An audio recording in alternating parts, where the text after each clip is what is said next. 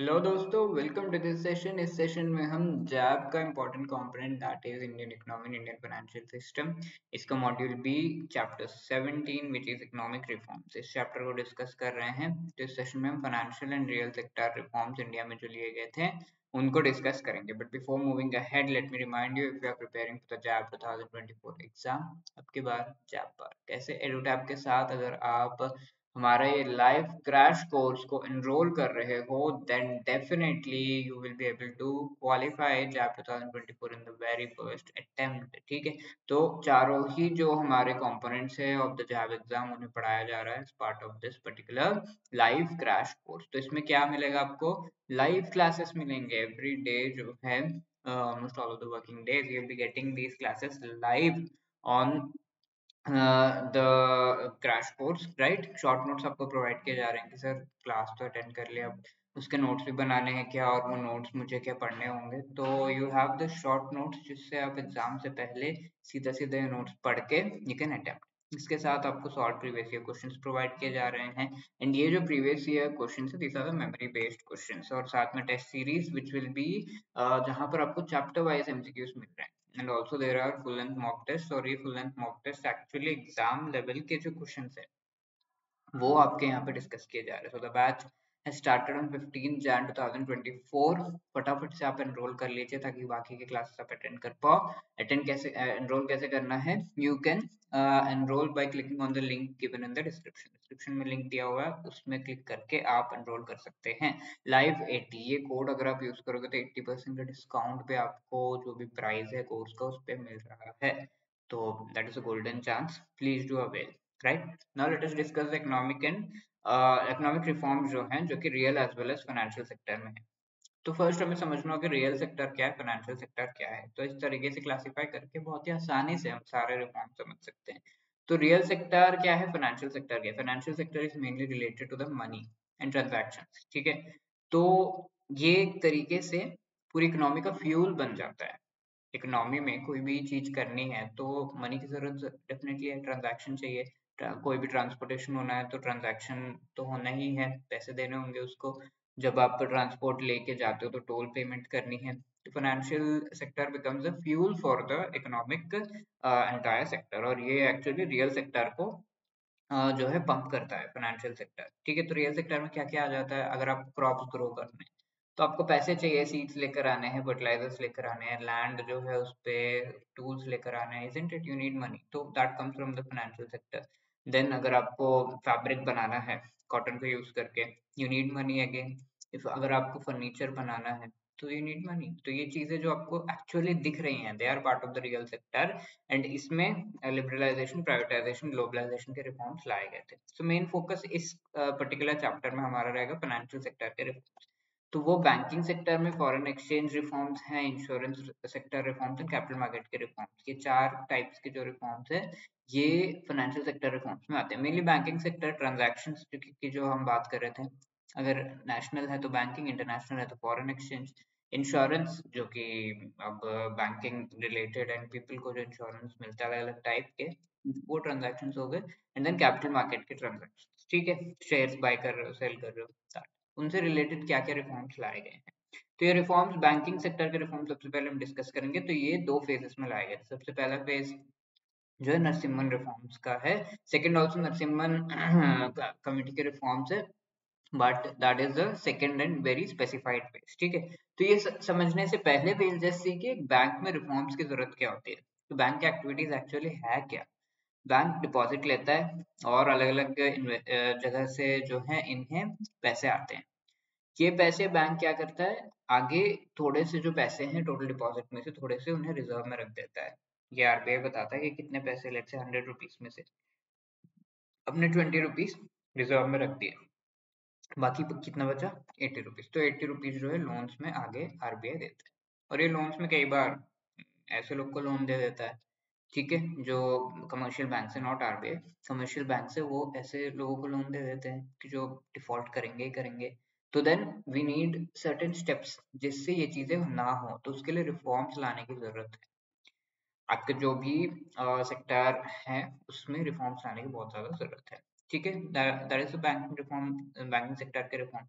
सबसे पहली बात है कि जो डिपॉजिट्स हैं, इश्यूज हम देख लेते हैं। डिपॉजिट्स बहुत लो और जो है हो रहे हैं या डिक्रीज होते जा रहे हैं, तो ऐसे में डिपॉजिट्स को इंक्रीज कैसे किया जाए, that is one reform, that is one thing जहां पर आपको काम करना होगा।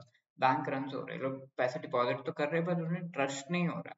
ठीक है, कई बार आते हैं और बैंक रन का मतलब है बहुत सारे डिपॉजिटर्स एक साथ आ गए और अपने पैसे वापस मांग रहे हैं। बैंक पर अगर ट्रस्ट नहीं है तो यू वांट दैट मनी, या फिर कोई क्राइसिस सिचुएशन में ऐसा होता है तो उसकी में इसमें क्या होगा, जो भी रिजर्व्स हैं उन रिजर्व्स में से ये पैसे देंगे, क्योंकि बाकी 80 रुपए तो लोन में दे चुके हैं, 20 रुपए जो है उनके पास, उससे ये लोगों को डिपॉजिटर्स जितने भी आए हैं उनको पैसे देंगे, राइट। अब रिजर्व्स कई बार बहुत है, बैंक बहुत डरते हैं एंड एक्सेसिव रिजर्व्स रखते हैं, तो इज दैट रिक्वायर्ड, इससे related reforms. Also interest rate जो उन्हें रेगुलेट करने का काम जो है किया जा रहा है by the reserve bank of India या फिर गवर्नमेंट। ठीक है, कह रहे हैं कि बैंक्स को इंटरेस्ट रेट्स अपने आप से डिसाइड करने का पावर नहीं है, we will be deciding it for them. तो ये चीज थोड़ा डीरेगुलेट करने की जरूरत है, एंड ये चीज हुई भी है, that is part of the reform. Defaults ये ऐसे लोग करते हैं, ऐसे लोग पैसे लेते हैं और वापस नहीं करते हैं, देन डिस्प्यूट्स होते हैं, उनको रिजॉल्व करना, सुपरवाइज करने की जरूरत है कि ऐसे लोगों को पैसे दे ही कौन रहा है जो वापस नहीं करेंगे। ठीक है, तो ये चीज जरूरी है, एंड ये सारी चीजें हम देख सकते हैं are part of the reforms. What are part of the reforms? Deposits को इंक्रीज करना, कैपिटल एडिक्वेसी की कितना रिजर्व्स हमें मेंटेन करना है, देन रिजर्व्स का रिडक्शन, डीरेगुलेट करना इंटरेस्ट रेट्स को, क्रेडिट डिलीवरी का जो सपोर्ट है वो प्रोवाइड करना, कि लोगों को बैंक में लंबे लंबे लाइन लगा के तब पैसे मिल रहे, लोन्स मिल रहे, that is not at all good, isn't it? तो घर बैठे बैठे मिल जाए, स्ट्रॉन्ग सुपरवाइजरी सिस्टम डेवलप करे। So that is what is first phase, जो नरसिम्हन कमेटी का फर्स्ट फेज बैठा था, यानी कि 1992 में बैठा था। They have given the report in that time, तो फाइनेंशियल सेक्टर के रिफॉर्म्स उस समय लेकर आए थे ये। ठीक है, financial sector include banking, insurance, everything, all the transaction related. क्या क्या रिफॉर्म्स सजेस्ट किए थे इन्होंने? सेम थिंग अभी अभी हमने जो डिस्कस कर रखा है, growth in deposit, capital adequacy, reduction of reserves, deregulation of lending rates, credit delivery support, strong supervisory system, new private banks की एंट्री भी इन्होंने सजेस्ट किया था, रिकमेंड किया था। ठीक है, तो प्राइवेट बैंक्स के साथ हुआ क्या था, तो 1969 1980s तक जो है इन प्राइवेट बैंक्स को एक्चुअली कंप्लीटली नेशनलाइज कर दिया गया था, बहुत सारे प्राइवेट बैंक्स को। ठीक है, 1969 में मेनली किया गया था।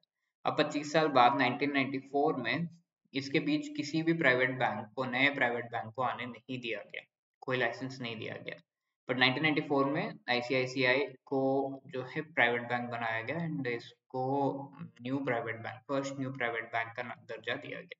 ठीक है, ओल्ड प्राइवेट बैंक्स तो है, पहले प्राइवेट बैंक तो थे, और उनमें से जो प्राइवेट बैंक नेशनलाइज नहीं किए गए हैं, they are called old private banks. अब न्यू प्राइवेट बैंक्स 94 से जो आए हैं वो सारे। ठीक है, Chakravarty committee on monetary policy 1985 में बैठाई गई थी, and yes, continuation of the reforms.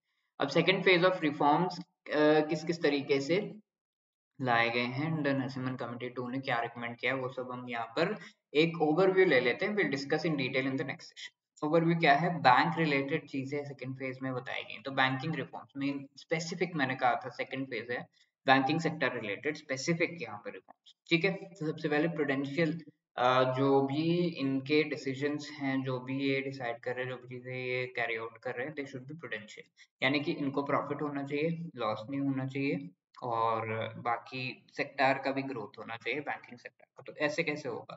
Supervisory जो एस्पेक्ट्स है उन पर ध्यान दिया गया। ऑल्सो मार्केट जो है उसे प्रमोट करने की कोशिश की गई कि लोन ज्यादा से ज्यादा लोग ले, कैसे लेंगे, तो कैसे करेंगे, वो सारे reforms. Institutional, legal and technological, technical reforms जो है ये सारे लाए गए with respect to banks. ठीक है, we'll discuss in detail in the next session.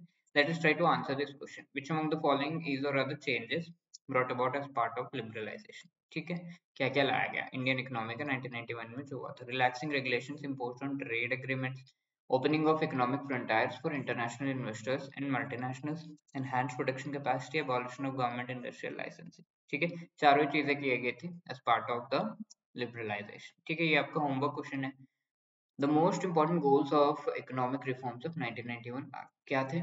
Inflation को कम करना, करंट अकाउंट डेफिसिट कम करना, सिग्निफिकेंट फॉरेन डायरेक्ट इन्वेस्टमेंट को अट्रैक्ट करना, फॉरेन ट्रेड को इंक्रीज करना। तो इनमें से कौन से जो है मोस्ट इंपॉर्टेंट गोल्स थे इकोनॉमिक रिफॉर्म्स 1991 के? ठीक है, तो you have to pick that. 1 2 3 and 4 कौन सा यहाँ पर सही है? Please do answer this question in the comment section. Let's see किसका ये आंसर सही होता है। And let me again remind you, if you are preparing for the JAIIB exam, तो आपकी बार जैब पार कैसे होगा? जैब 2024 को फर्स्ट अटेम्प्ट में ही क्वालिफाई करेंगे। कैसे? By being part of a live crash course. ठीक है, हमारे लाइव क्रैश कोर्स को आप जरूर ज्वाइन करिएगा। क्या मिल रहा है यहाँ पर आपको? Live classes, short notes, previous year question जो आए हैं एग्जाम में, टेस्ट सीरीज, जो कि chapter wise questions as well as exam level के फुल लेंथ मॉक क्वेश्चंस आपको मिल रहे हैं। You can be part of this course by clicking on the link given in the description। 15 Jain से classes start हो चुके हैं एंड लाइव 80 ये कोड अगर आप यूज कर रहे हो then you are definitely going to be getting 80% discount on the course का जो भी प्राइस है उस पे। And if you have any other queries, you can always contact us on 8146207241 hello@edutab.co.in पर भी आप अपना जो भी क्वेरी है उससे मेल कर सकते हैं। You can also let us know कि आपको ये क्लासेस कैसे लग रहे हैं। by dropping a mail at hello@edutab.co.in आप ये लिख सकते हो, अरे सुरेंद्र सर तो बहुत अच्छा पढ़ाते हैं, right? You can do that. You can also give that comment in the comment section। ठीक है, कमेंट सेक्शन में भी आप लिख सकते हो। लाइक शेयर सब्सक्राइब करना मत भूलना and also prepare well. All the best.